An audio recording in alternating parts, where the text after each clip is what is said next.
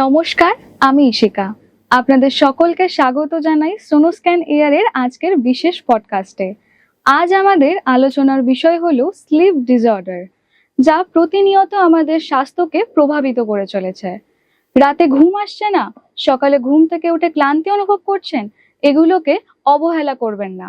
এগুলি কিন্তু স্লিপ ডিসঅর্ডারের লক্ষণ হতে পারে। আজ এই বিষয়ে আমরা বিস্তারিতভাবে আলোচনা করে নেব। আমাদের সঙ্গে রয়েছেন বিশিষ্ট neurologist doctor Anwesh Bhattacharya sir. Sir নমস্কার। নমস্কার, আর সব দর্শকদেরও নমস্কার বা শুভেচ্ছা জানাই।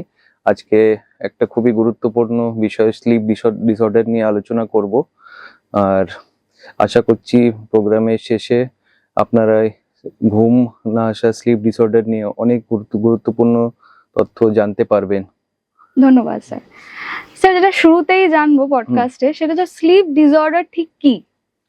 স্লিপ ডিসঅর্ডার বলতে গেলে আমরা যে সাধারণভাবে আমাদের ঘুমের প্রক্রিয়া, তার মধ্যে কোনো রকম বাধা আসলে বা কোনো রকম অসুবিধা হলে ঘুম ভালোভাবে না হওয়া বা ঘুমের সময় নানা রকম শরীরের সমস্যা হওয়া, এইগুলো মোটামুটি মিলিয়ে আমরা স্লিপ ডিসঅর্ডারের মধ্যে আনি।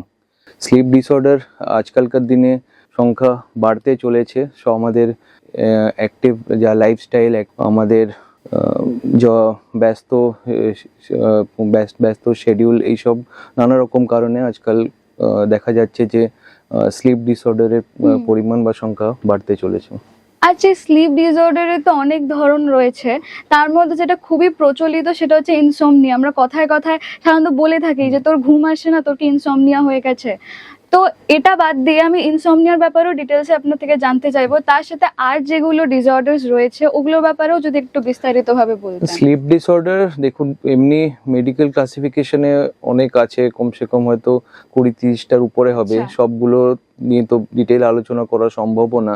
যেগুলো খুবই প্রচলিত, একটা তো আপনি ইনসোমনিয়া বললেন, এছাড়াও আর যেগুলো বেশিরভাগ দেখা যায়, একটা হচ্ছে স্লিপ অ্যাপনিয়া, যেটা হচ্ছে যে ঘুমাতে যাওয়ার সময় নিঃশ্বাস নিতে কষ্ট হওয়া, আর যার জন্য বারবার ঘুম থেকে উঠে যাওয়া, সেটা স্লিপ অ্যাপনিয়া বলে বলা হয়। আরেকটা হয় নার্কোলেপসি, যার মধ্যে রাতে ঘুম তো ভালো হয়, কিন্তু দিনে হঠাৎ কর্মক্ষেত্রে বা এমনি দিনে ঘরের এমনি কোনো নর্মাল সিচুয়েশনে হঠাৎ রোগীর ঘুম পেয়ে যায়, বা অনেক সময় শরীর দুর্বল হয়ে মাথা ঘুরে পড়েও যেতে পারেন, সেটা একটা আছে। আর বলতে গেলে রেস্টলেস লেগ সিনড্রোম, সেটাও খুবই প্রচলিত। ঘুমাতে যাওয়ার ঠিক আগে বা ঘুমিয়ে যাওয়ার পরে পায়ে অস্বস্তি ভাব একটা থাকে, আর সেই অস্বস্তি ভাব কাটানোর জন্য পা নড়াচড়া করা বা মালিশ করার প্রয়োজন হয়। এছাড়াও অনেক আরো স্লিপ ডিসঅর্ডার আছে, বাচ্চাদের ক্ষেত্রে আলাদা, বড়দের ক্ষেত্রে আলাদা। তো কিন্তু এই 3-4টি ডিসঅর্ডার যেগুলো আছে, সেগুলো সব থেকে বেশি প্রচলিত। আচ্ছা, আপনি স্লিপ অ্যাপনিয়া, শ্বাসকষ্ট হয় রাত্রেবেলা, ওটা কি নাক ডাকার কোনো বিষয়, যে নাক ডাকার সাথে কি স্লিপ অ্যাপনিয়ার কোনো কানেকশন রয়েছে? নাক ডাকা সঙ্গে সব সময় সম্পর্ক থাকবে এটা কোনো কথা না। নাক ডাকার স্বভাব অনেকের থাকে আগের থেকে, তো সবার যে স্লিপ অ্যাপনিয়া হবে সেটা কোনো কথা না। কিন্তু হ্যাঁ, যাদের স্লিপ অ্যাপনিয়া রোগে যারা ভুক্তভোগী, তাদের নাক ডাকা একটা কমন একটা সিমটম থাকে, একটা লক্ষণ থাকে। তার সঙ্গে ঘুমিয়ে পড়ার পরেও মাঝরাতে যে নিঃশ্বাস বন্ধ হয়ে যায়, শ্বাস নিতে কষ্ট হয়, হট করে ঘুম ভেঙে গিয়ে উঠে যায়। তো নাক ডাকা মনেই যে স্লিপ অ্যাপনিয়া, সেটা কোনো কথা না। কিন্তু যাদের স্লিপ অ্যাপনিয়া থাকে, তাদের নাক ডাকা একটা কমন লক্ষণ, কমন সিমটম বলতে পারি। আচ্ছা, এই ব্যস্ত জীবনযাপন, মানসিক চাপ, তারপরে এই অতিরিক্ত যে আমরা ফোন, ল্যাপটপ, প্রযুক্তির যে ব্যবহার করি অতিরিক্ত, এটা কি আমাদের এই স্লিপিং যে শিডিউলটা রয়েছে তার মধ্যে কোনো এফেক্ট ফেলে? নিশ্চয়ই। এখন যেহেতু আমাদের বেশিরভাগ কাজ স্ক্রিন, ল্যাপটপ, কম্পিউটারে হয়, তো স্ক্রিন টাইম, মোবাইল, গ্যাজেট, এগুলো আমাদের ঘুমে বাধা দেয়, ঘুমে ক্ষতি করে। আর বেশিরভাগ দেখা যাবে যে সন্ধ্যের পরে মোবাইল স্ক্রিন দেখা বা ঘুমাতে যাওয়ার ঠিক আগে মোবাইল, ল্যাপটপের ব্যবহার করলে সব থেকে বেশি ক্ষতি হয়। তো দর্শকদের এটাই বলতে চাইবো যে যতটা সম্ভব সন্ধ্যের পরের থেকে, কাজ থেকে, অফিস থেকে বাড়ি ফেরার পরে স্ক্রিন টাইম কমিয়ে দিন। আর ঘুমানোর আগে যাতে মোবাইল, ল্যাপটপ স্ক্রিনের ব্যবহার না হয়, এইগুলো মেনে চললে হয়তো কিছুটা ঘুম আসতে বা ঘুম ভালোভাবে হতে সাহায্য হবে। আচ্ছা, কোন এজের মধ্যে এই রোগটা বেশি দেখা যায়, স্লিপ ডিসঅর্ডার? স্লিপ ডিসঅর্ডার যেটা বললাম যে ছোট বাচ্চাদের থেকে বড় বয়স্ক সবারই আলাদা আলাদা হতে পারে। তো সব সব বয়সে আলাদা আলাদা নানা রকম স্লিপ ডিসঅর্ডার দেখা দিতে পারে। তো বয়স নিয়ে কোনো কথা নেই, এটা ছোটদেরও হয়, আমাদের মিডল ক্লাস, ওয়ার্কিং ক্লাসেরও হয়, বড় একটা স্লিপ ডিসঅর্ডার কমন যেটা বয়স্কদের ইনসোমনিয়া, যেটা হয় যে বয়স হলে তখন ঘুমের পরিমাণটাই মানে বায়োলজিক্যাল ক্লক হিসাবেও ঘুমের পরিমাণটাও কমে যায়। তো সব ক্ষেত্রে ওইটাকে ইনসোমনিয়া বলাও যায় না, ওটা নিয়ে আরো ডিটেলে পেশেন্টের আচ্ছা, সঙ্গে কথা বলা। ডিফারেন্ট এজে কি ডিফারেন্ট ধরনের প্রবলেমস আসে, এরকম কোনো ব্যাপার আছে? প্রবলেম মোটামুটি একই থাকে। বাচ্চাদের ক্ষেত্রে একটু কিছু কিছু লক্ষণ আলাদা থাকতে পারে, যেমন ঘুমের ঘরে হঠাৎ ভয় খেয়ে উঠে যাওয়া, ভয় স্বপ্ন দেখা, বা ঘুমের ঘরে হাত পা চলানো কোনো কোনো ক্ষেত্রে, যেমন বা এমনি বড়দের ক্ষেত্রেও স্লিপ ওয়াকিং হতে পারে, যে ঘুমন্ত অবস্থায় হাঁটাচলা করছে বা ঘুরে ফিরে বেড়াচ্ছে। মিডিল এজে দেখি, ওয়ার্কিং এজে দেখি ইনসোমনিয়া থাকে, তারপরে এই নার্কোলেপসি, এইসবগুলো থাকতে পারে। আর যারা 50-60 বছর পোস্ট রিটায়ারমেন্ট পরে তখন ইনসোমনিয়ার সমস্যা বা রেস্টলেস লেগ সিনড্রোম এগুলো একটু দেখা যায়। তো সেমনি কোনো নির্দিষ্ট নিয়ম নেই যে এই বয়সে এইটা হবে বা এই এজ গ্রুপে এইটাই হবে, ওভারল্যাপ থাকে একটা, কিন্তু ওই আর কি বয়স অনুযায়ীও আমরা একটা অনুমান করতে পারি বা আন্দাজ করতে পারি যে সব হতে পারে মনে। আচ্ছা, আপনি একটু আগে মেনশন করলেন যে স্লিপ ওয়াকিং এর কথা, এটা আমরা অনেক শুনেছি, কিন্তু আপনি এরকম কেসেস পেয়েছেন যে স্লিপ ওয়াকিং এরকম কোনো পেশেন্ট যাদের এসব হয়? খুব মানে এতটা কমন না, খুব রেয়ার, খুব রেয়ার এগুলো। আর এইগুলোর মানে অনেক সময় গুরুত্ব দেওয়া হয় না, কিন্তু যখন কোনো বাড়িতে অঘটন ঘটে বা কোনো অ্যাক্সিডেন্ট হয় তখন রিয়েলাইজ করে যে এটা নিশ্চয়ই কোনো ঘুমের স্লিপ ডিসঅর্ডার বা কোনো একটা রোগের লক্ষণ, তখন গিয়ে হয় একটু মানে ওই আর কি, যেহেতু এতটা কমন, এতটা প্রচলিত না, তো অনেকে লক্ষণগুলো বুঝতে পারে না, ওই জন্য ডাক্তারের কাছেও পরামর্শ নিতে, চিকিৎসকের পরামর্শ নিতেও দেরি হয়ে যায়। আচ্ছা, অনেক বেশিরভাগ দর্শকদেরই সার্চ হিস্ট্রি থাকে যে টিপস কি, যে কোনো সমস্যা হবে তো ওই ব্যাপারে টিপস কি, তো আপনার কি টিপস থাকবে যে কি করে ভালো ঘুম হবে? টিপসগুলো খুবই গুরুত্বপূর্ণ। যখনই কোনো স্লিপ ডিসঅর্ডার বা ঘুমের সমস্যা নিয়ে রোগী আমাদের কাছে আসে, তো প্রথমেই যে ওষুধ না দিয়ে প্রথমে আগে এই টিপসগুলো আমরা দিই, যাতে ওদের টিপসগুলো দিয়ে যদি ওরা পালন করে যদি ঘুমটা স্বাভাবিক করতে পারে বা এর স্লিপ ডিসঅর্ডার নিরাময় করতে পারে, সেটা হলে খুবই ভালো হয়। এগুলোকে আমরা স্লিপ হাইজিন বলে বলি। তো প্রথম হচ্ছে যে একটা নির্দিষ্ট সময় একটা ফিক্স করতে হবে, যেমন আমাদের কর্মক্ষেত্র যেমন একটা শিডিউল মেনটেন করি, আসা যাওয়া নিয়ে, কাজের, খাওয়া দাওয়ার একটা নির্দিষ্ট শিডিউল থাকে, সেরকম ঘুমের একটা শিডিউল রাখতে হবে যে এই সময়ের মধ্যে আমাকে ঘুমাতে যেতে হবে আর এই সময় উঠতে হবে। খুব অতিরিক্ত ঘুমানোটাও যেরকম খারাপ, খুব কম ঘুম খুব লিমিট করে দেবো বা খুব কম ঘুমানো সেরকমই ক্ষতিকারক। দ্বিতীয় কথা যে যেমন আমি কিছুক্ষণ আগে বললাম যে স্ক্রিন, গ্যাজেট, ল্যাপটপ, সন্ধ্যের পরের থেকে এই ল্যাপটপ, গ্যাজেট, স্ক্রিন টাইম একদম কমিয়ে দিতে হবে। আর ঘুমানোর কমসে কম আধা ঘন্টা 1 ঘন্টা আগে অবধি যাতে মোবাইল, ল্যাপটপ না দেখা হয়। তৃতীয়, ঘুমের ঘরে পরিবেশটা একটু শান্ত পরিবেশ থাকতে হবে, একটু আরামদায়ক পরিবেশ থাকতে হবে, কোনো রকম বেশি আলো বা শব্দ যাতে না হয় সেটা দেখতে হবে। আর রাত্রে ডিনার খাবার একটু হালকা করলে ভালো হয়। আর দিনে যদি সম্ভব হয় সময় বার করতে পারেন ফিজিক্যাল অ্যাক্টিভিটি, নিশ্চয়ই ফিজিক্যাল অ্যাক্টিভিটির জন্য যদি আধা ঘন্টা 1 ঘন্টাও যদি কেউ যদি সময় বার করতে পারে সেটাও ভালো।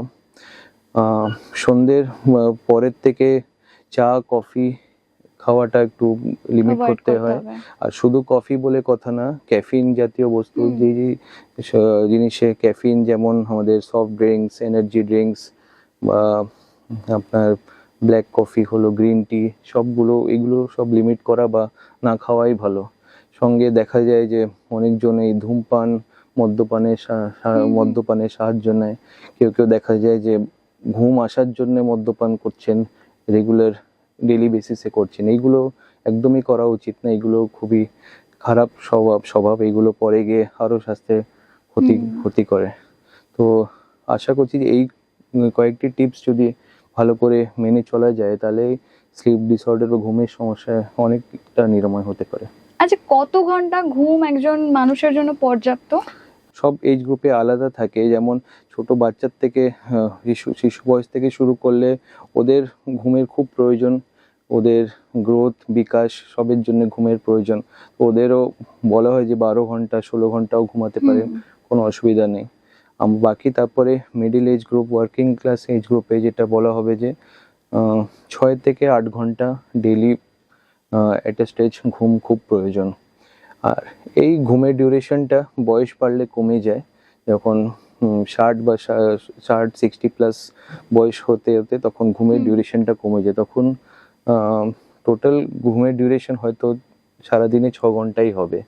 তো এই বয়স্ক যারা আছেন তাদের ক্ষেত্রে এই সমস্যা হয়। অনেক সময় বলা হয়, দেখা যায় যে রাত্রে ঘুম আসতে চাইছে না বা ঘুম হচ্ছে না ঠিক, বারবার উঠে যাচ্ছেন।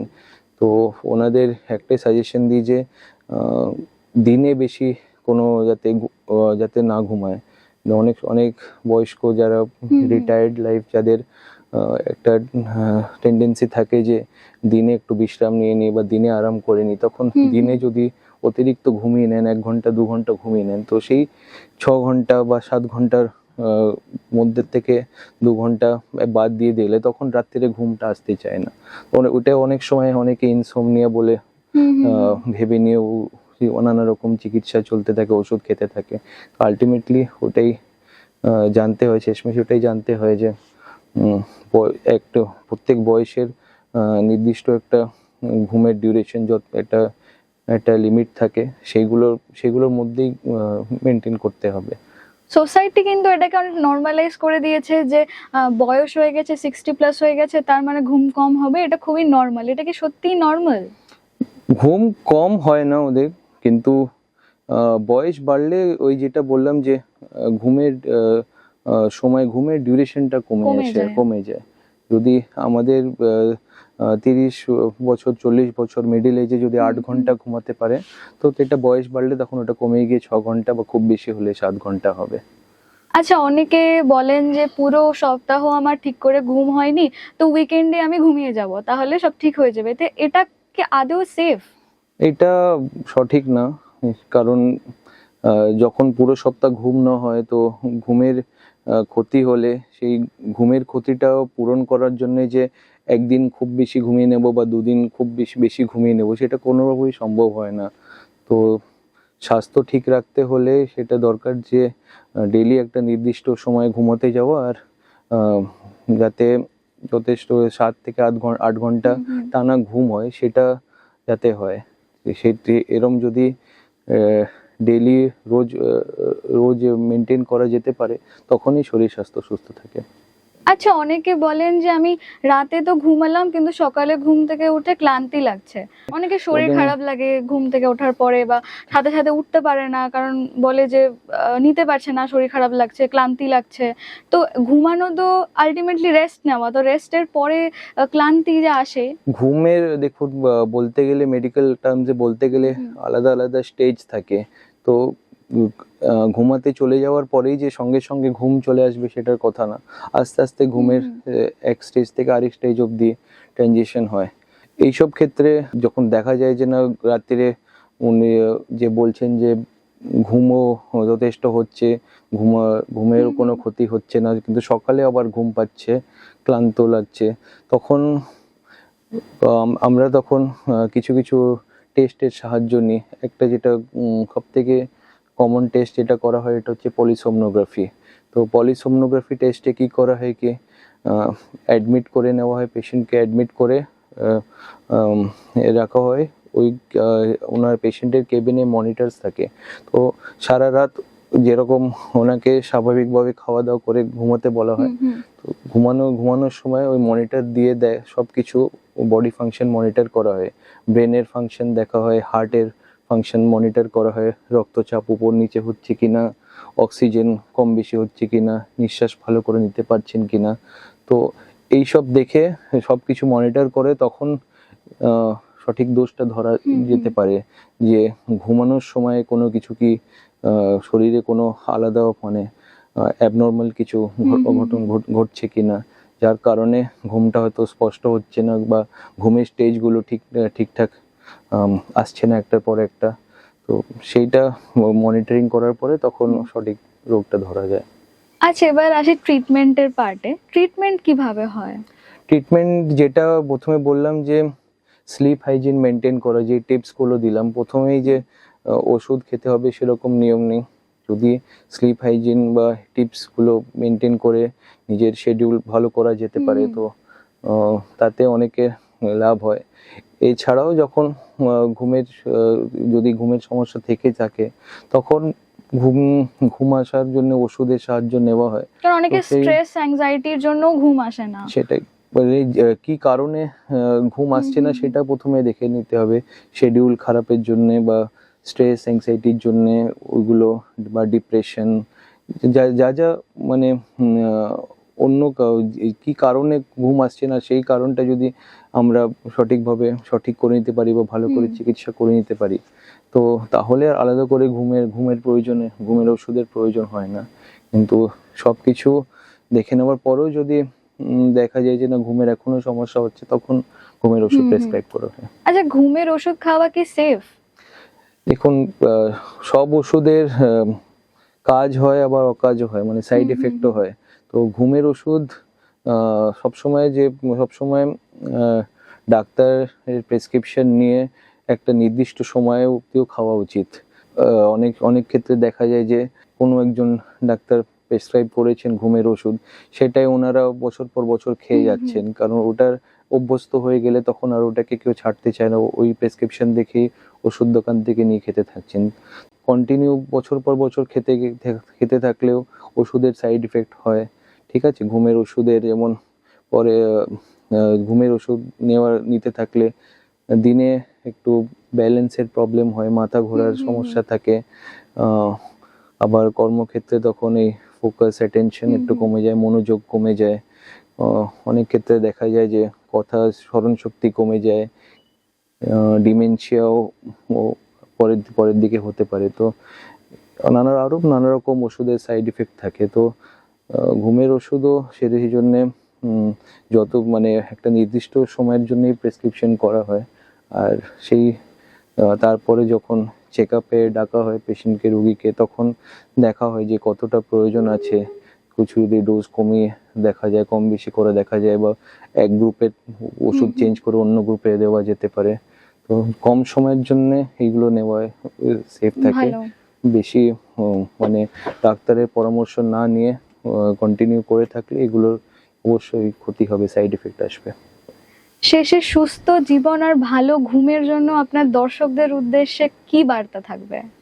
শেষে আমি একটাই কথা বলবো যে এই স্লিপ হাইজিনের টিপস যেগুলো আমি দিলাম সেইগুলো মেনে চললে অনেক ক্ষেত্রে দেখা যাবে যে ঘুমের সমস্যা বা স্লিপ ডিসঅর্ডারের নিরাময় হয়ে যেতে পারে। তখন আর আলাদা করে ওষুধ বা ডাক্তার দেখানোরও প্রয়োজন নাও হতে পারে।